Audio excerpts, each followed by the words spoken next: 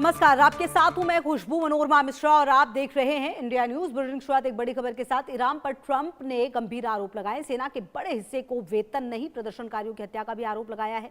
गैर प्रदर्शनकारियों की हत्या का भी दावा है। अभूतपूर्व स्तर पर पहुंचा मानवीय संकट। ट्रंप ने संकट रोकने की मांग की है।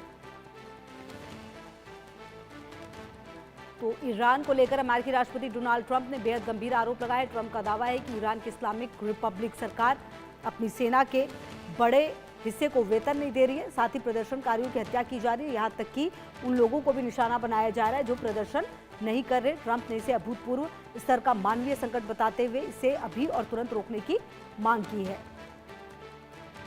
तो पोस्ट किया गया है ट्रंप की तरफ से और मानवता की बात करते हुए ट्रंप नजर आ रहे हैं। गंभीर आरोप, सेना के बड़े हिस्से को वेतन नहीं दिया जा रहा है, ये भी कहते हुए नजर आ रहे हैं और प्रदर्शनकारियों की हत्या का भी आरोप लगाया है। और group captain U K Devnath sir मेरे साथ जुड़ गए हैं, retired defence expert. U K Devnath sir, ये जो बातें कही जा रही है ट्रंप की तरफ से, ट्रंप कम से कम मानवता की बात करते हैं तो ऐसा लगता है कि पता नहीं क्या बात कर रहे हैं। उनकी तरफ से जो हथियार दिए जा रहे हैं यूक्रेन में, क्या उससे जो हमले हो रहे हैं उससे लोगों की जान नहीं जा रही? जो इजराइल में जो मदद करे, जो गाजा पट्टी में जो कुछ भी हो रहा है, चाहे वो कोई भी हो, जो कुछ भी हालात बने हैं, लेकिन ट्रंप का ये जो दावा है और जो बातें वो कही जा रही है उनकी तरफ से, कितना सच है सर और कितना झूठ? क्योंकि अभी तो ये कह रहे हैं, कल को पता नहीं फिर क्या और बयान देंगे। खुशबू, ये ट्रंप का अमेरिकन एडमिनिस्ट्रेशन का दोहरापन दिखा रहा है। सूत्रों के अनुसार अभी तक गजा में इजराइल ने अमेरिका द्वारा दिए गए हथियारों की मदद से 73,000 से ज्यादा लोगों को मार डाला है, जिसमें ज्यादातर औरतें, बूढ़े और बच्चे हैं। जाहिर बात है कि ऐसा ही कुछ ईरान के अंदर क्या हो रहा है, जाहिर बात है हो रहा है, लेकिन उसका जो मैग्नीट्यूड है, ईरान की सरकार दावा करती है कि महज कुछ हजार है। ईरान की सरकार भी मानती है कि महज कुछ हजार प्रदर्शनकारियों को जेल में भरा गया था और कोर्ट की कार्रवाई के बाद उनमें से कुछ 100 मारे भी गए। इतना ईरान की सरकार ऑफिशियली मानती है। लेकिन पश्चिमी मीडिया सूत्र, ज्यादातर सीआईए और मोसाद के जो इंस्पायर्ड हैं, वो दावा करते हैं कि 10,000 20,000 लोग ईरान के अंदर मारे गए हैं। लेकिन देखो खुशबू, ये समझना पड़ेगा कि ट्रंप जो है अभी किसी भी तरह से येन के इन प्रकारेण दुनिया के जो लोग हैं, दुनिया की जो दूसरी सरकारें हैं, उनको ईरान के खिलाफ या तो भड़काने की कोशिश कर रहे हैं या मिसलीड करने की कोशिश कर रहे हैं। तो ये उसी साइकोलॉजिकल वॉरफेयर का एक हिस्सा है।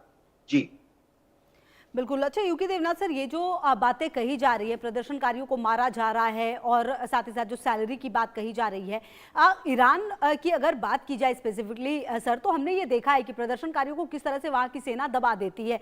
कितना बड़ा विरोध हो रहा था लेकिन किस तरीके से दबा दिया गया। ये हालांकि कुछ नया नहीं है जो ईरान में हो रहा है, लेकिन अभी इस वक्त इस बात को कहना, किस तरह की रणनीति, क्या अमेरिका की कुछ अलग रणनीति के तहत ये किया जा रहा है? हाँ खुशबू, हो ये रहा है कि अब ट्रंप जो है मिड टर्म इलेक्शन के लिए अलग अलग स्टेट्स में जाकर लोगों से मिल रहे हैं। रिपब्लिकन पार्टी उनको होस्ट करती है सभी जगह पर, ये अमेरिका में एक ट्रेडिशन है। फिर डिनर भी एक होस्ट किया जाता है, जिसमें रिपब्लिकन पार्टी के जो सपोर्टर्स हैं डिनर के लिए $1,000 या $500 देकर कूपन खरीदते हैं। ये उनका फंड जमा करने का एक तरीका है। ठीक है, बहुत अच्छा डेमोक्रेटिक तरीका है। इन डिनर्स के दौरान ट्रंप अपने सपोर्टर्स को बताना चाहते हैं कि उन्होंने ईरान में क्या क्या हासिल किया। तो अपने जो बयान है कि वो ईरान में जीत रहे हैं, फौज का यूएस ट्रुप्स जो हैं ईरान में जीत रही हैं, ऐसा एक माहौल खड़ा करने के लिए वो बोलते हैं कि ईरान के अंदर बहुत बुरा हाल है, हजारों लोग मारे गए हैं और ईरान के अंदर ईरान की आर्मी को पे नहीं मिली है। वैसे बता दूं कि ईरान की आर्मी को जो रेगुलर पेमेंट है, उसके दो तरह के पेमेंट होते हैं। एक होता है पेमेंट इन काइंड और एक होता है पेमेंट इन कैश।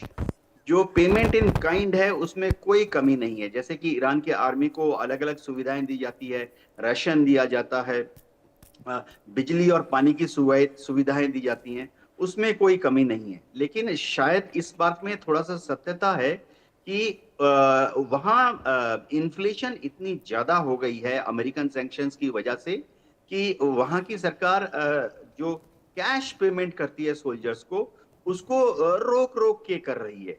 लेकिन खुशबू, इमरजेंसी में किसी भी देश में ऐसा होता है। मुझे याद है कि जब भारत में कोविड का प्रकोप हुआ था, तो भारत सरकार ने भारत की जनता से सपोर्ट पाकर डीए कुछ समय के लिए रोक लिया था सरकारी कर्मचारियों का।